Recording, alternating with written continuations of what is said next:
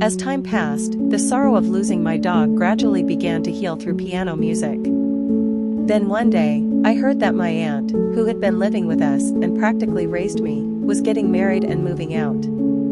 She had always been by my side, so the news felt like another goodbye. I was so sad and angry that I ran straight to the piano academy without even going home. That day, I poured all my emotions into the keys. Tears, anger, sorrow, love. Everything flowed through my fingertips and filled the room with sound. The piano became my only outlet for expressing my deepest feelings.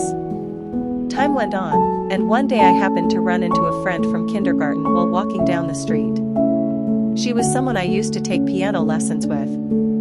She was wearing a beautiful school uniform and had her hair in 2 braids. She told me she was attending Sunwa Arts Middle School, a prestigious music school. I was just going to a neighborhood piano academy, so I felt a bit envious. She asked me, "Are you still playing piano?"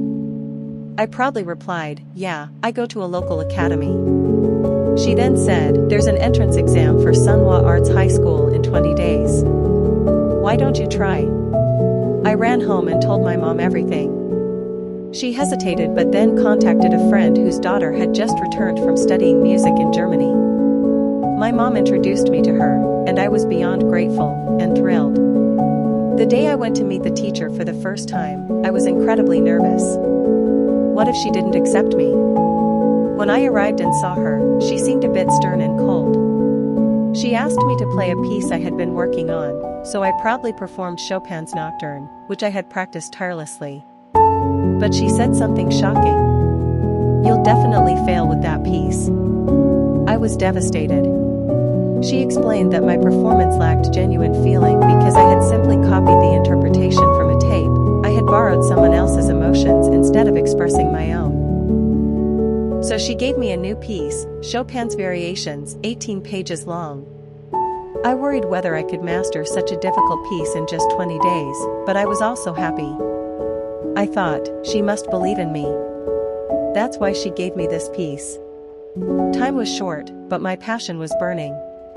I practiced day and night, pressing the keys until my fingertips blistered. Finally, the day of the audition arrived. My older sister, who was in college, accompanied me to the exam site. That morning, my dad handed me a warm hand warmer and said, "It's cold today. If your hands freeze, you won't be able to play. Hold this tight until you go in." His words gave me comfort and courage.